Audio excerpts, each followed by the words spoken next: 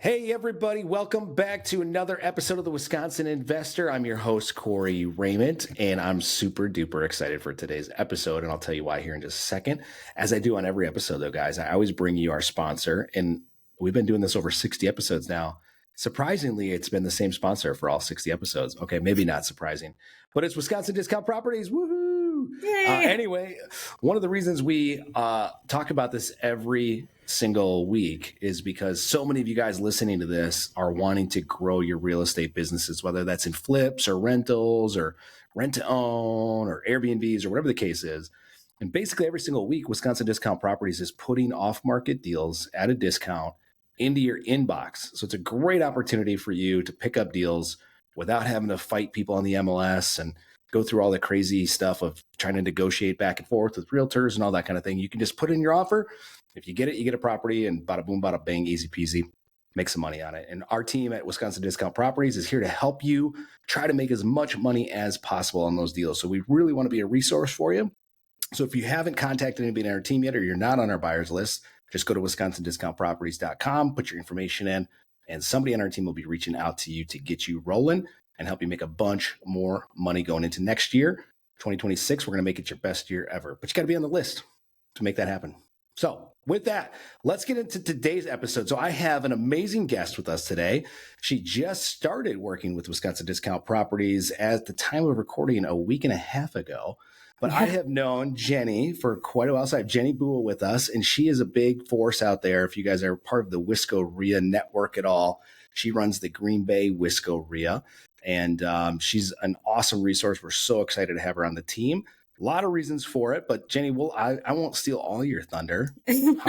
I'll let you do a little bit. You've taken a lot of it. Yeah, I don't want to take it all away. I want to let you be able to share a little bit. But how are you doing today? Are you ready to talk some real estate? And I sure am. Thanks for having me, Corey. Absolutely. This is going to be a lot of fun. So tell everybody, just take us back to like, when did you get started in real estate, and how did that all kind of come to fruition? Yeah. So it actually started in 2012. So my husband then and I purchased our first condo in Madison in 2007. Okay. And in 2012, I was changing jobs and looking around the country at, different jobs that I could have. But, because we purchased in 2007, we were actually underwater on that condo for a few years, right? So yeah, I err on the side of transparency. I really want people to know kind of the honest truth about what happens, right? So for sure. So we were thinking about moving around the country, and we didn't have enough to be able to bring money to the table to sell that condo. So we were trying to figure out what to do. And I remember exactly, it was December 27th, because I was in my parents' house for Christmas, and we decided to list the property on Craigslist, of all places. Craigslist. This was when Craigslist was still the thing in 2012. Poppin'. Yep. Yeah. So we listed it for rent, and I downloaded a lease from the internet and a hope and a prayer. I knew nothing about nothing at this point. Yeah. And within just a couple days, we already had it rented for February 1st. And we said, oh, shoot, what are we supposed to do now? And so we quickly drove around town and found a little 1-bedroom apartment on the second floor of a pizza place. So we moved into that apartment to be a little bit more nimble in our career searches while we rented out this condo. Yeah. And that got me, catching the real estate investment bug from there. So that was 2012. At that point, I started going to the Madison RIA. We were living in Madison. Okay. And I don't actually know if that one was part of the Wisco RIA at the time. I don't remember the exact timeline, but I was maybe 24, 25. And I got really overwhelmed, severely overwhelmed in those rooms, right? There were acronyms flying everywhere, terms I didn't understand.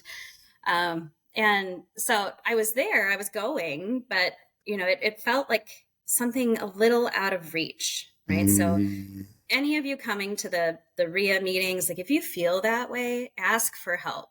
Right? Yes. Because there are so many things people talk about in those meeting rooms that they don't remember what it's like to be a newbie. So they're talking in terms and industry terms and acronyms, and they forget that there are people that don't fully understand the conversations yet. So 100%. Yeah. So I chickened out.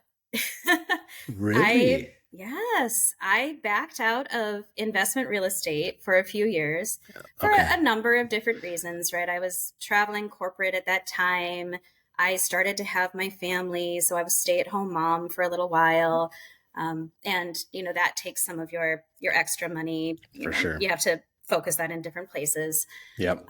But when we moved up here, this is where I'm originally from. So I Okay. returned back home to Northeast Wisconsin. And when we moved back here in 2018, I started to get more serious about real estate again. I never lost sight of it. I kept learning about it. I kept Yeah. reading and listening to podcasts and, getting involved a little bit. So when in 2018, when we moved back up here, I pretty immediately started to search for other RIAs because I was feeling Okay. the itch to get out and do more things. Mm-hmm. And I found the investor network here to be so incredibly supportive. And they Nice. just, so many people just poured into me. But especially the co-host that I work with now in the Green Bay Wisco RIA, Joe Gracione. He just took me under his wing and didn't let me quit and just, kept cheering me on. And that kind of network that we have here in Northeast Wisconsin really has propelled me over the last 7 years to, set my strong footing in real estate investments up here. That is awesome. So there's a couple things I want to go back to a little bit. You talked about the 2012, you're underwater on this condo. You're not really sure what to do, but you're like, hey, massive imperfect action. That's what we call it, right? Exactly. MIA. We didn't even think about it. I think we just had the old listing photos from when we purchased the place. I think I just stole those and used them. Nice. But that's one of the things I think that's really helpful for people to listen to is like, I worked at a company prior to getting into real estate, and we did sales and whatever. And we were all worked from home, but there was a group of us that all were in the Green Bay area. Mm-hmm. And there was a gentleman that worked with us, and like I was starting to get into real estate investing while we were working there. And we'd always be talking, like we were always scheming how to get out of our 9 to 5, right? Like we're like, we loved the company we worked for, but like the hours were a grind, and it was like the work-life balance wasn't great. And I'm like, well, dude, I'm doing this real estate thing, right? And eventually it blossomed into what we now have at Wisconsin Discount Properties relatively quickly. And I was out of my job within like a year and a half of doing this. And I remember he was like, right, that we started researching and doing this stuff at the same time. I just took massive imperfect action, and I was like, I'm getting out of here as quickly as I can. And he still, to this day, like a decade later, has not bought a deal, still researching, still analyzing. Still in analysis paralysis, still jumping job to job, trying to figure things out. And I feel bad for him, love the guy. But I just think what you did there is a great example of sometimes it's not always going to work out. But if you don't take the action, you're never going to know. And you can learn and research and listen to podcasts like this. We're 60 some episodes in. If you started listening to episode 1 and you still haven't done a deal yet, like sometimes you just got to take that leap. Now you did massive imperfect action, and then you paused for quite a while and you did a lot of the research, but then you got back into it. And I think that's okay too, right? That's Everybody's timing and things are going to be different. But I think sometimes like if you're on the fence and you're like, I want to do this, I want to do it. Sometimes you just got to take that massive imperfect action and just kind of figure it out as you go. Mm-hmm. Absolutely. And it doesn't have to be risking $100,000 of your own money on a flip, right? Right. That massive imperfect action, I feel like you have to work your way up to courage for that.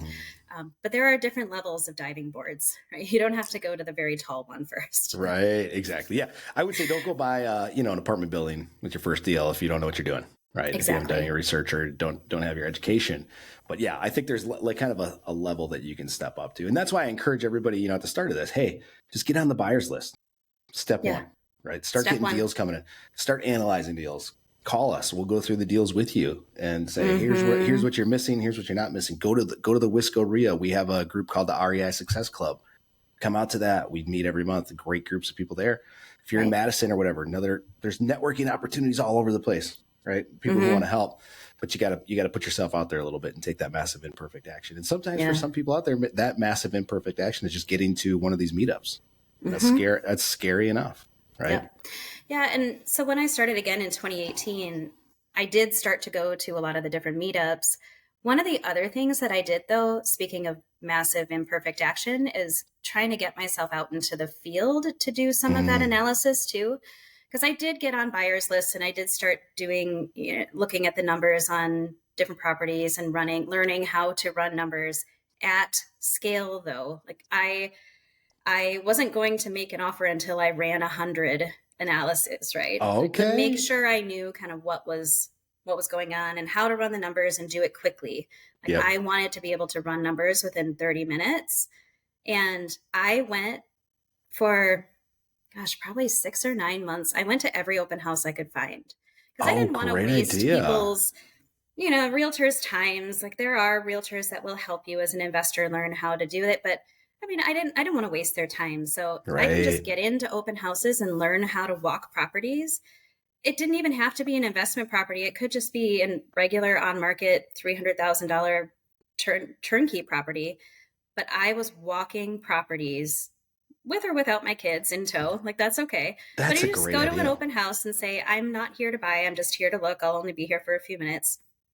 So the realtor isn't, wasting any time on Chasing you. time. Yeah. But take notes and make sure you go back and do your analysis. But get That's a into great idea. houses. That's such a great point, Jenny. So one of the things I've said on multiple episodes here, when we came up with our process at Wisconsin Discount Properties, I wanted to make it as easy as possible for people to analyze a deal and the amount Mm-hmm. of time it takes them to scroll on the toilet instead of sitting Yeah. on Facebook. Yes. They could be analyzing a deal, right? That was ultimately like what I was thinking of. Like, instead of sitting on your phone looking on Facebook, why not make 25 grand while you're Yep. sitting there and analyze a deal? But to your point, there's a level of comfort that you have to get to be able to know your numbers. And I've never heard anybody say what you just said, Jenny. So I think for those of you guys out there listening, that's a huge nugget Jenny just dropped. Getting that experience and getting into these properties and at least just running numbers. Now, did you take contractors with you or anything like that at any point? Or did you just go through and Yeah. call people with questions, or how did that work?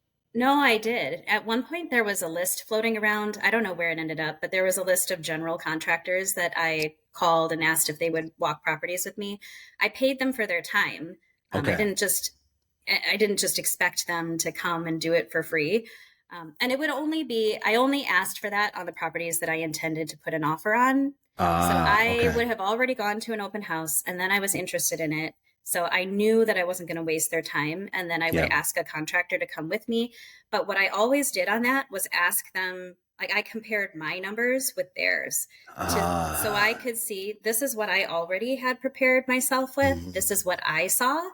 Yeah. What do you see? And how can I bridge that gap? And how did I not see that? And how can I continue to learn?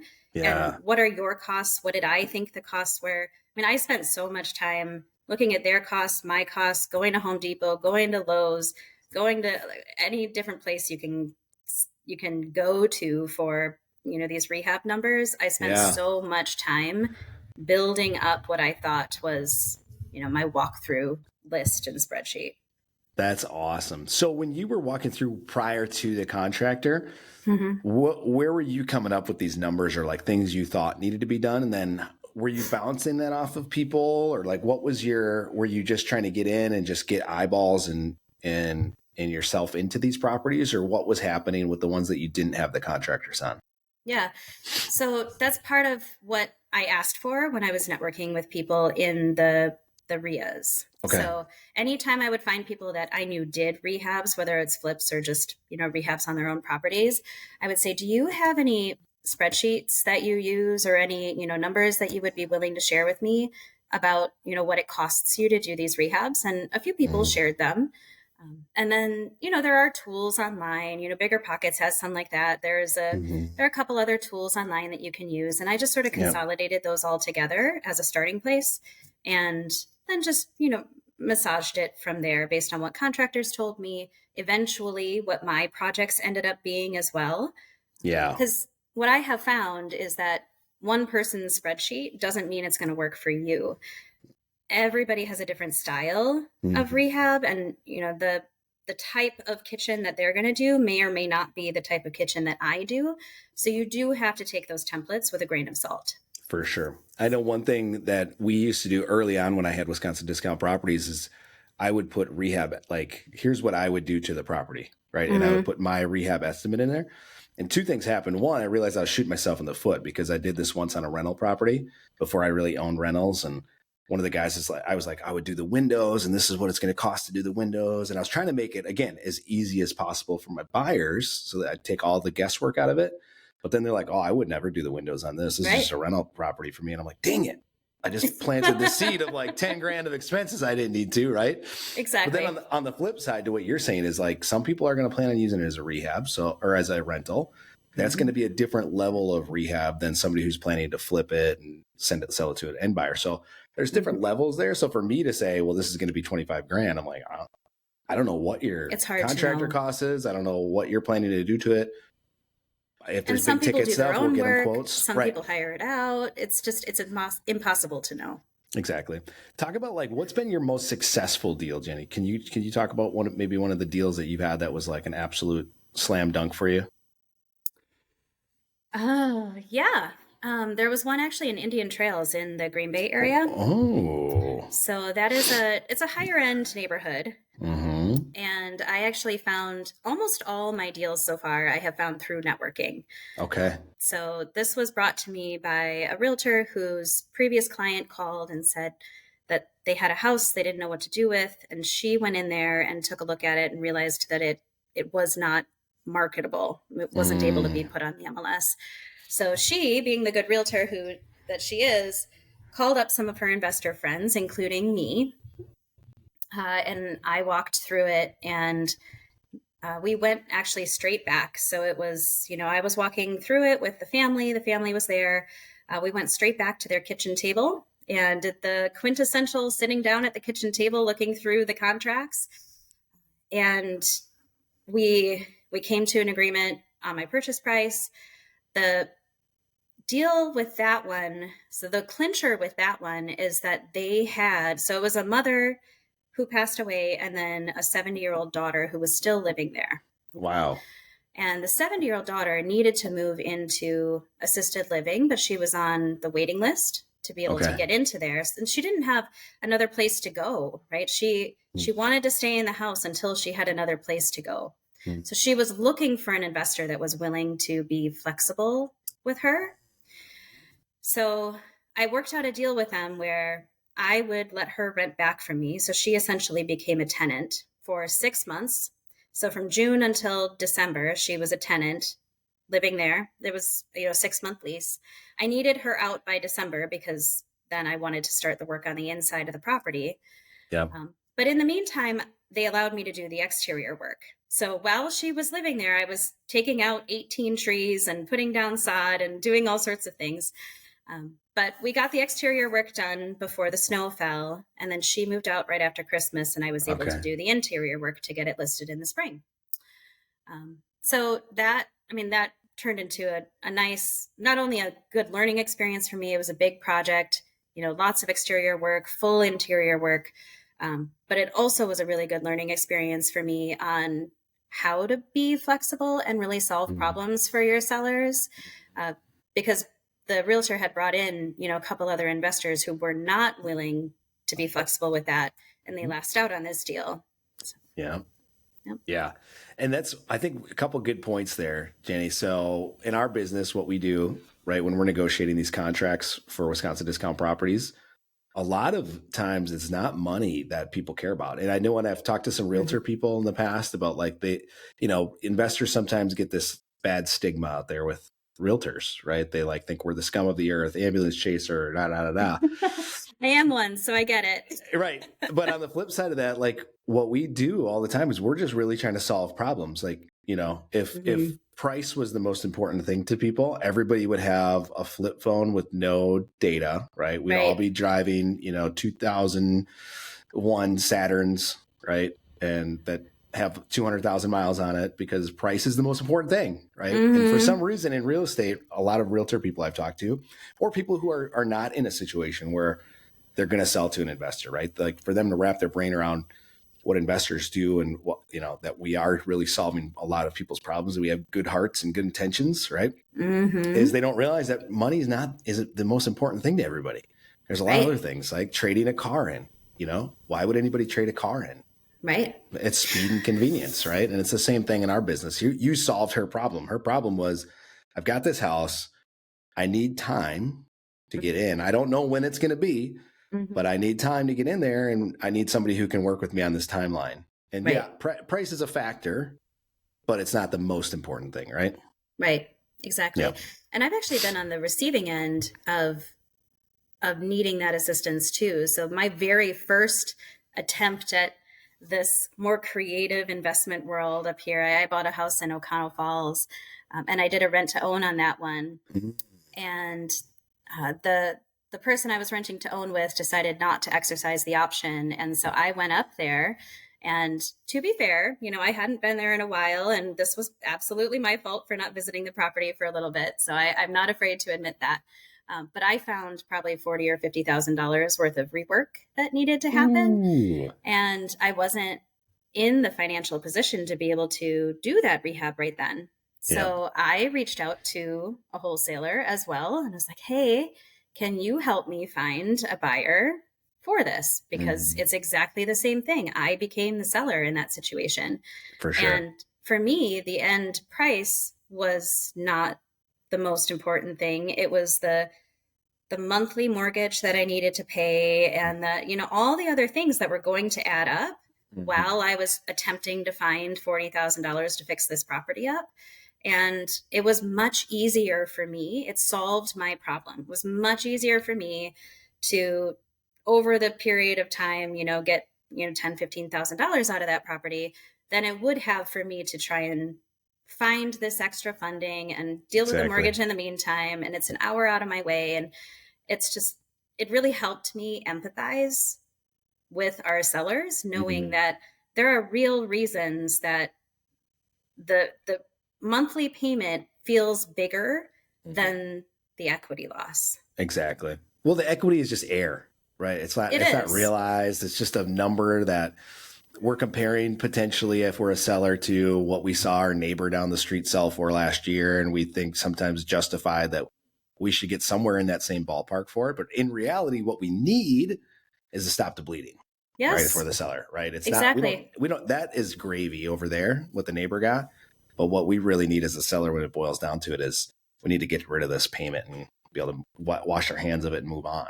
And That's so right. I think that's important for all of you guys out there listening. If you're trying to go direct to seller, what Jennie and I are talking about here is really important stuff. And this was a big roadblock for me when I got into this business. I started learning about wholesaling, and I'm like, why would anybody sell their house for like 50 cents on the dollar?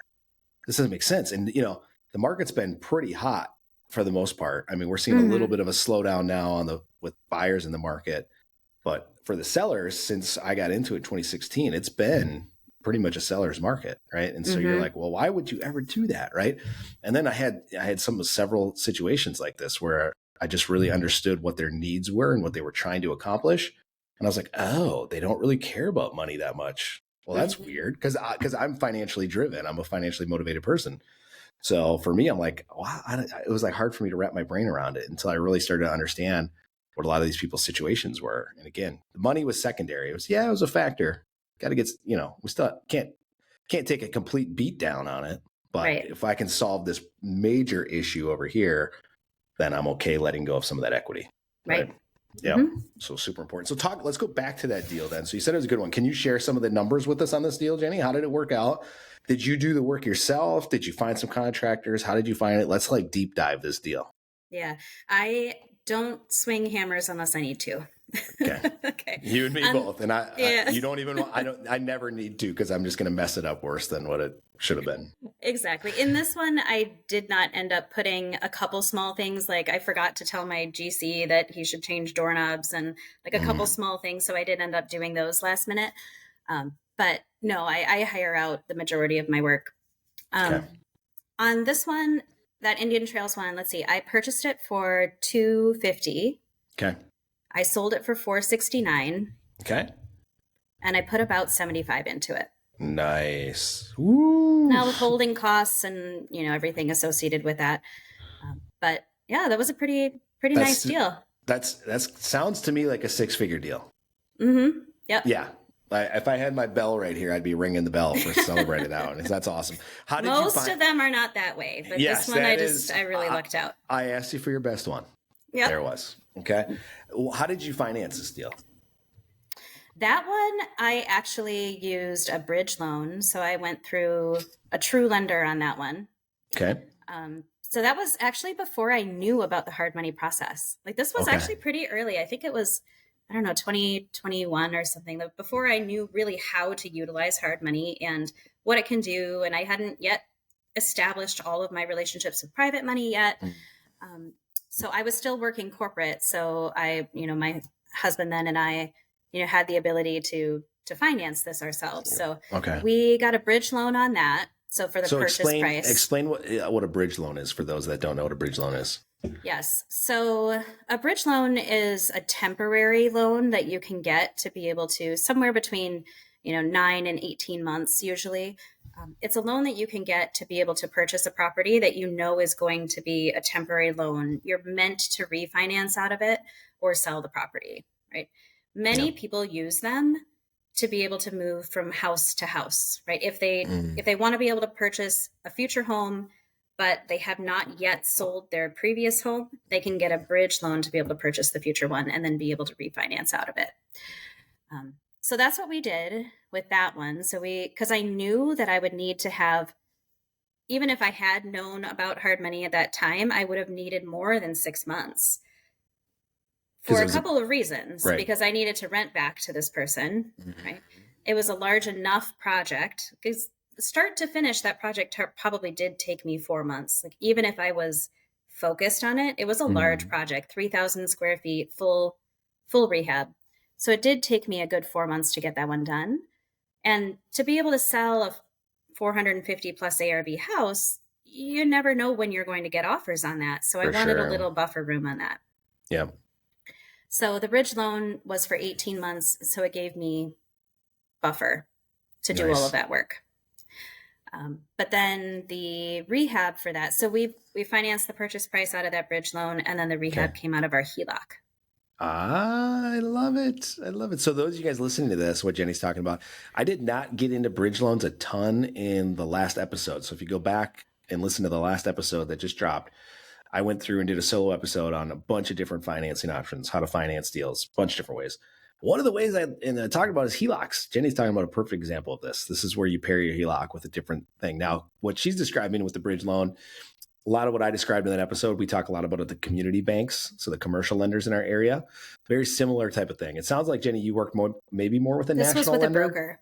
Mm-hmm. Okay, so more of a national lender. And so the difference there is you're working with, what Jennie worked with was a broker who's going to shop it out to a bunch of basically big outfits, big companies, right?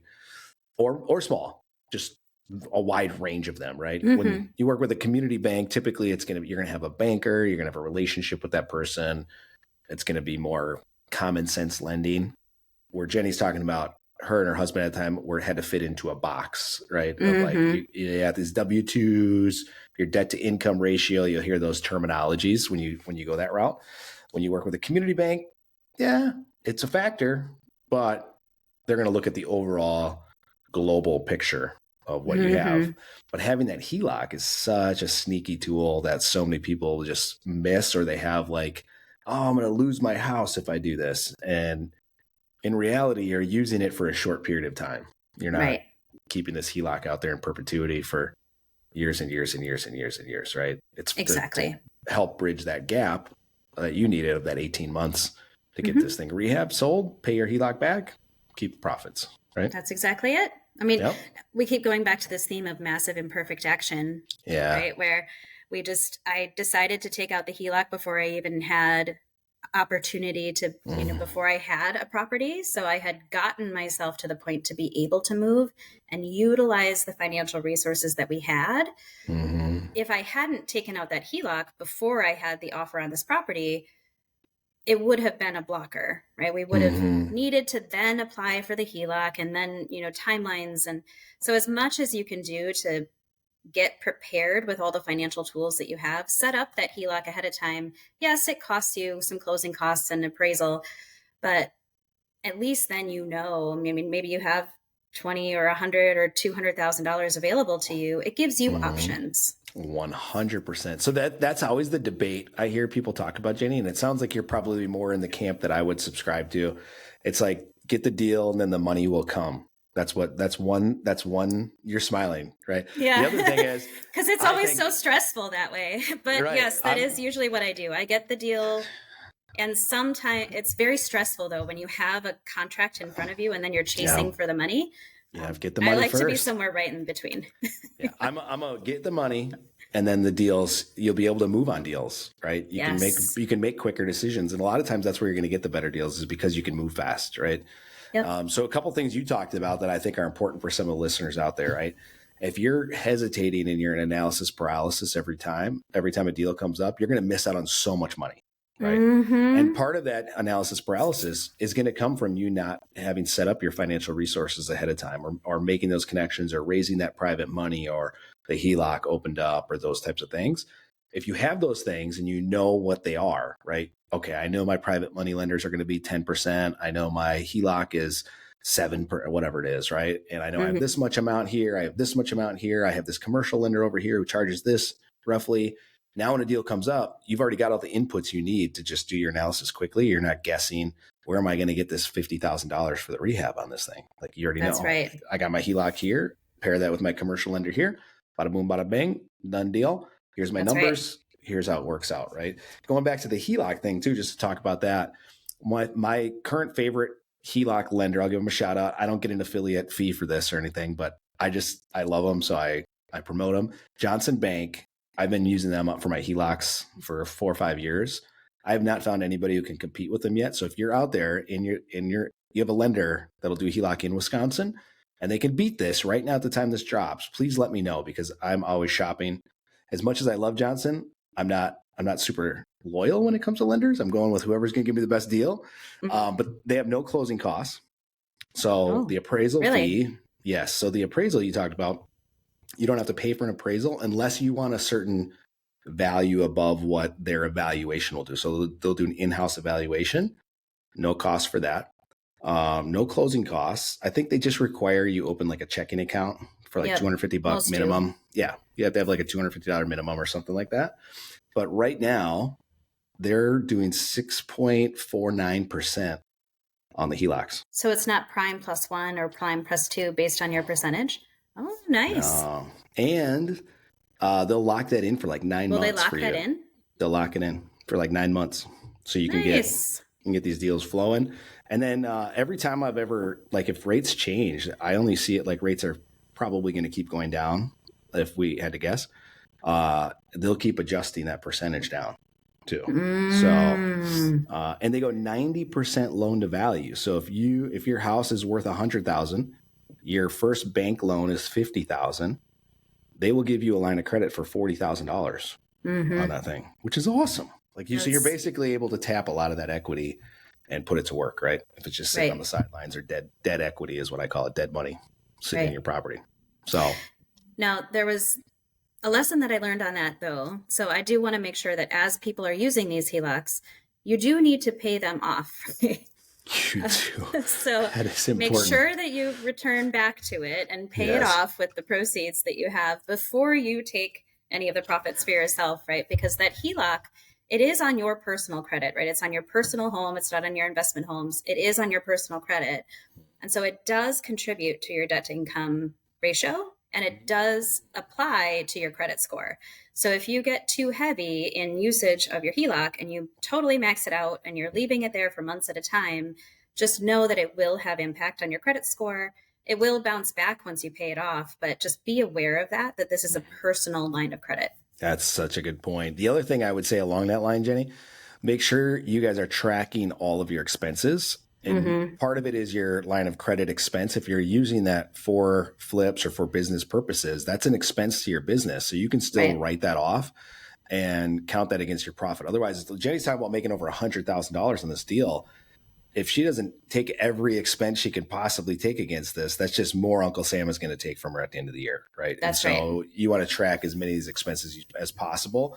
I know that can be an issue sometimes because we have lines of credit on all kinds of different properties, investment properties, and all these other things. And so some of them are in my personal name. So if I don't tell our bookkeepers like, hey, I use this line of credit over here and make sure you're tracking that interest on it, I'm going to lose that deduction. It's going to look like we made way more money than we did on the property. Yeah. So important little factors there with the HELOCs. So what are you doing? I want to now get back to finance one other this? thing. Yeah, go ahead. Yeah, I want to get back to one other thing you said about sort of that preparation, right? So we talked about the amount of properties that I walked and like how to run those numbers. And then also about the financial preparation. I remember a time I was in a sales negotiation training with Derek Donbeck, and it was trying to get us on calls direct to seller. And he split us up at first and, had us make calls in small groups. And then he invited some of us to make calls in the middle of a group. And I was absolutely terrified. Yeah, you're not used to that muscle being flexed. That's going to cause some red face and sweats going. Yeah, I was absolutely terrified. And he challenged me and he said, Jennie, why are you so scared? And I sat there for a minute and thought about it. And I said, it's because I'm afraid they're going to say yes. So true. And then what was I supposed to do? Once I answered that question truthfully to myself, I realized I didn't yet have all the network that I felt like I needed to on my financial preparation. I needed to find more banks. I needed to find more private lenders. I needed to get on the calls with hard money. So I knew exactly, and contractors, what do I do next? How do I make this as so fast as I can? And once I answered that question truthfully to myself, then I spent the next, few weeks filling those gaps. And then I felt much more comfortable. That is a gold nugget right there, guys. Go back, rewind that 2 minutes and re-listen to that. Because as you were saying that, Jennie, I was reflecting while you were saying that. And I was like, you know what? The only time I'm hesitant to make an offer on something is when I don't have all my ducks in a row. When I don't feel comfortable with where I'm at financially, or who's going to do the work, or who's going to manage the property, or there's some question out there that I haven't really sat and thought through, and all of a sudden a great opportunity presents itself and I'm hesitant. And I shouldn't be. Right. If I have all my ducks in a row, I'm like, yep, done, sign it. And people, that confidence comes through, and you're going to get better deals that way by having that confidence. So that is such a good Lord, that needs to be replayed multiple times for a lot of people out here. Because even me, I've been doing this a decade now, and I still you try to level up and you try to go to that next level. It's like, what's keeping me now from doing 1,000 units in one crack, right? The only thing keeping me from that is the confidence of knowing how to run the numbers, where to get the money, who's going to manage it. If I can solve those things, why can't I buy 1,000? Then it makes the offers much easier. Much easier. Gold nugget. Drop the bomb right there. There it was. I love it. Good. What are you doing for financing these days? So you talked about, now you understand hard money. Are you utilizing hard money? Have you graduated to any other cheaper funds? What are you doing for any deals going forward? Yeah. What does that prep look like? I always start with private money. So I will still use my own money for rehabs. But I try not to finance any of the, purchase of the property with my own money as much as possible. Okay. So I will go private money first, just because I like to be able to give back to our community and the people who have earned, their status as private money lenders. I like to be able to do that. And then I use hard money as well. I use both of those concurrently, just depending on how many deals I have and who has what. So I'm recently self-employed, I suppose. I was working corporate until full-time corporate until 2023. And so the self-employed for the last couple of years, you have to build a couple years of tax returns to be able to be bankable again, right? So I'm really relying right now on that private money, hard money, initial purchase, being able to get in there, use as many of their funds for rehab as I can, depending on how I purchase the property, using mine if I need to after that, and then refinancing if I'm keeping the property. I do some BRRRRs. Most things I flip back to market because I'm a real estate agent as well. So I flip most of my properties back to market. But when I do keep them, then I will use the DSCR route. Okay, cool. Explain just brief, again, with jargon terms for anybody who doesn't know what DSCR is. I know we've talked about it on a couple episodes, but. Yeah, so DSCR is the debt service coverage ratio loan. essentially what it means is that you are not taking your own personal financial reality into account. It's what the property is able to produce in terms of income and then debt. So are you able to get it rented? Is it performing in terms of rent? And then what is the income of the property minus the expenses and the mortgage? And if there's a certain ratio, depending on who you're using, some of them are looking for 1.3%, some of them are looking for 0.7%. Like, it just depends on what they're looking for. But as you find, I usually work with brokers for those to be able to get DSCR options based on the property and the income and debt associated with it. Yeah. So just to clarify a little bit more, what Jenny's talking about is like, if you have a property, it produces $1,000 a month in rent, and your payment, taxes, insurance, that's going to end up being $1,000. You're at a 1% debt to income ratio, right? So sometimes to get the better terms, they want to see 1.2. So you'd have to bring in $1,200 a month in rent on this and have $1,000 monthly expense on there. What's interesting though is when they do these loans, Jenny, as far as I know, and maybe I'm wrong, I've never used one, but from what I understand is, do they factor in management costs or any CapEx or any of that kind of stuff? Or is it strictly looking at PITI, property? Yeah, it is mostly just the income and the PITI. Okay. That depends though. So there are some local places that do DSCR as well, and they look at both the PITI as well as the expenses for utilities, management, et cetera. I self-manage, but many people, will have that management fee in there. But some of them will have management, utilities, vacancy, maintenance, as well as debt, which is the smart way to do it, right? I'm running my numbers that way anyway. Right. Should be that. I want that ratio for my expenses plus my debt. I'm not buying anything that can't cover that. Yeah, exactly. Yeah. Yeah. Yeah, cool. I just wanted to clarify that because I know sometimes when people are looking at how am I going to get out of this hard money loan, for example, you get a 6-month window with most hard money lenders. These DSCR loans are a great option if you're not quote unquote bankable, as Jenny's talking about with W-2 income. You're a business owner or you're self-employed for the last, you went into a self-employed thing for a year or less and or you're writing a lot of stuff off, right? And you're showing that you don't make any money, quote unquote, which is on paper. What I do. Yes. Right. Which every smart self-employed person should do, right? But it can catch you if you're working with some of the big boys out there, right? They don't factor that in because you got to fit in their box for Wall Street, right? Just for them to sell off that loan. This is where commercial banks work, or a DSCR option is a great option because they have to look at you and your credit score, but they're also going to really just look at the property and how the property is performing. And so it's a great kind of option. So if you're going to use a hard money loan and you're thinking of, hey, I may need to keep this property, having a DSCR as your next step, at least even if you're thinking I'm going to flip it, but you get in a pickle where the timeline is going long. If you have that DSCR option, kind of going back to what you talked about earlier, Jenny, being prepped for some of these things early on, now you can transition that property over to a DSCR, rent it out, and you're out of that expensive hard money loan and you're into something more manageable for the longer term, right? And it's a way you can sort of burr some of these, right? I mean, is that what you're doing? Are you taking that? That is what I do. And burning it that way, right? Yeah. So it's a great option for people who are quote unquote unbankable in the traditional sense. So I love that strategy. So if you guys are out there, a couple themes I'm hearing today, Jenny: take massive action, right? And get prepped, get your money in order and be ready to rock and roll for any outcome, right? Like, just like in business, you go into a partnership, it's going to end at some point. So you better have that conversation up front of what's going to happen when it ends. Either one of you is going to die, a divorce, you're going to want to go a different direction. Right. So you never know when life will take you other places. Same thing when you're thinking about the money situation. Like, you're going into it with this intention, but you should have some backup plans in case things don't go exactly the way you thought they were going to go on the front end. And then you can transition over into something else, right? Especially if you're planning on a flip, I think. Especially if you're planning on a flip, because you never know what that market's going to do, right? I mean, even I have a flip on the market right now, and the ARV that I ran on it at the end of July is very different from the ARV that I ran on it in September. You never know when these things will happen. No. So yes, I mean, prepare for many exit strategies. Exactly. I want to transition kind of last thing here as we wrap. Private money. This is a hot topic.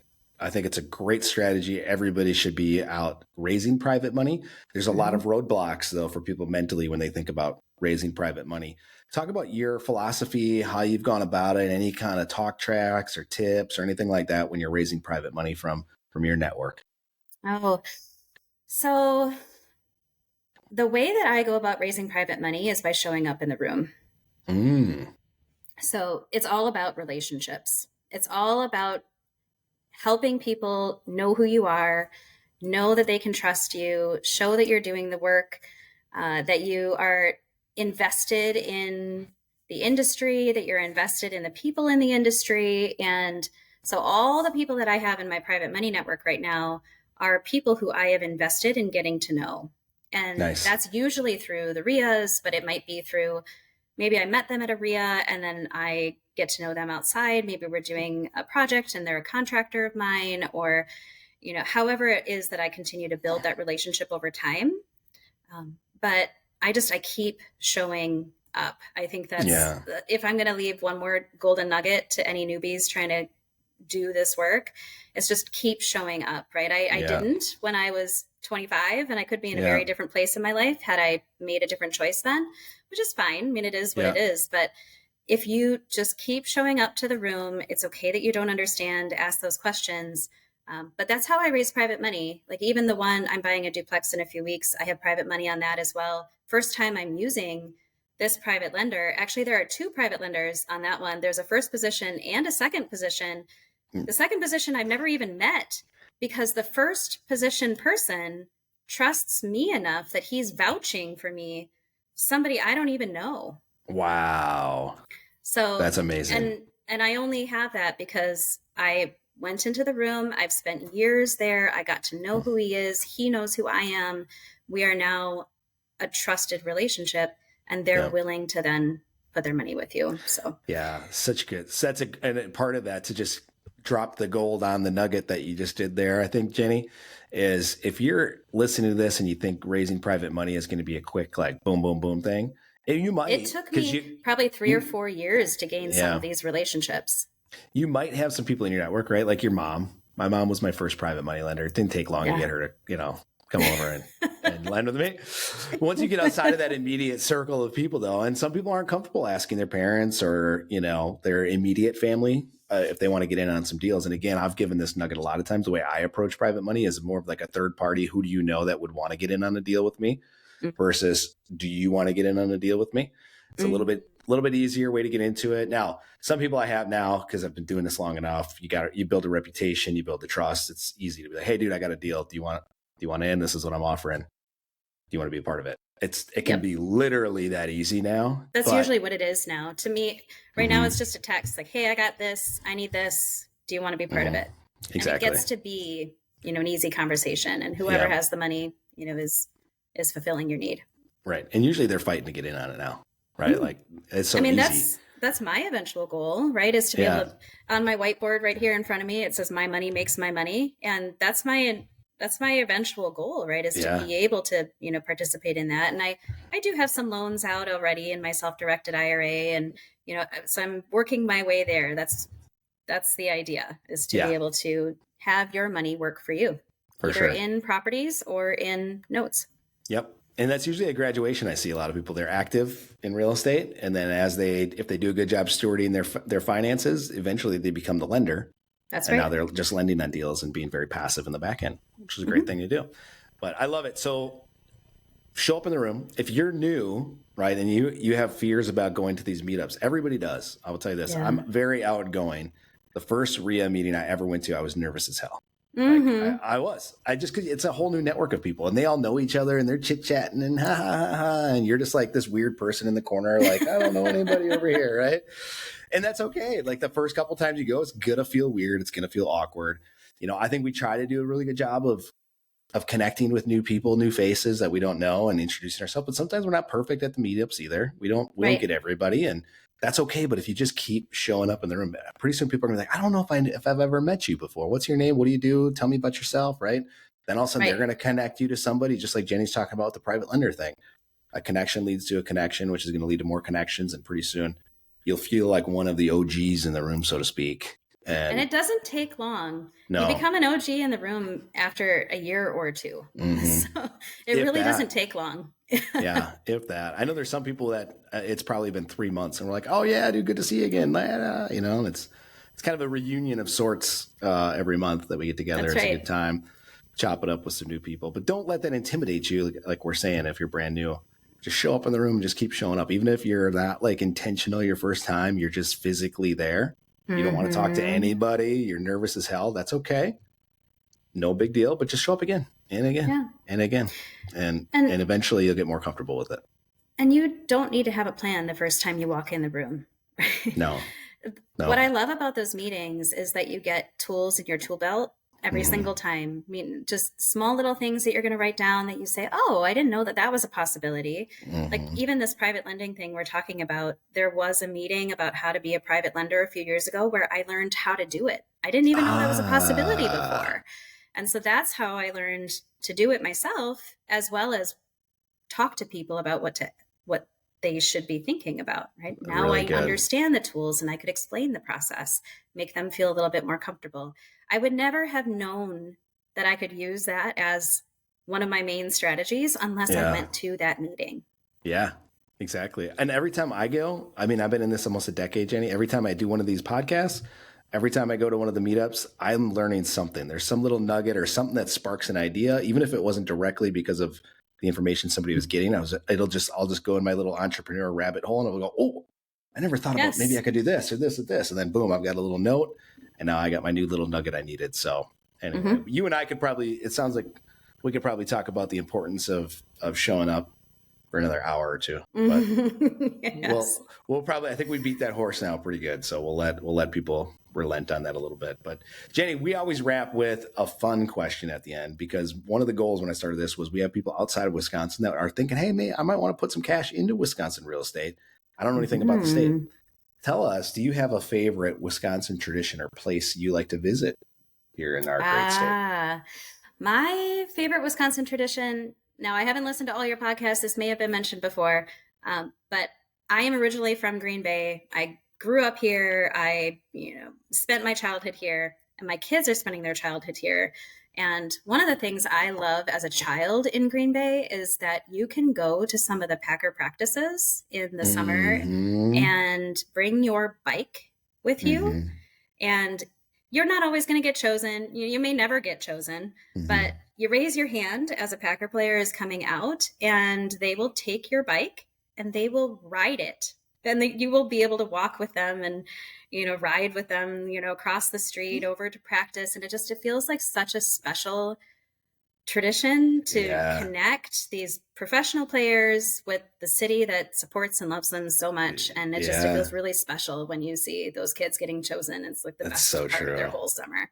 That's one of my favorite things to do locally. I think that's a first. I don't think anybody's brought that up. Packers have definitely come up a lot. Lambeau Field has come up a lot, but I don't think that specific thing has come up. So you might be the first one in 60 some episodes, Jenny. Oh, well, good. There you go. Glad to hear it. Well, thank you guys all for tuning into another episode. We're going to wrap this here. We're going to let Jenny get back to work because now she does have a W-2. So we got to put her to work and help her earn that paycheck so she can be bankable with some of these traditional people. But if you guys got some value out of this, please share the episode. We're also trying to get more ratings and reviews. It really helps us, guys. It helps us get up in the rankings. It helps us get into more people's earbuds. So if you could do us a huge favor, if you've been listening, you got some value, please, wherever you're listening to this, rate it, review it. If it's on YouTube and you're watching this, subscribing and commenting on these is really, really helpful for us. So please do that as well.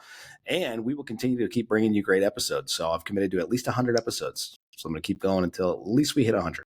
I might keep going beyond that. But to help me get there, I need you guys to keep rating and reviewing the show. So with that, Jenny, we will let you go and we will see all of you guys on the next episode.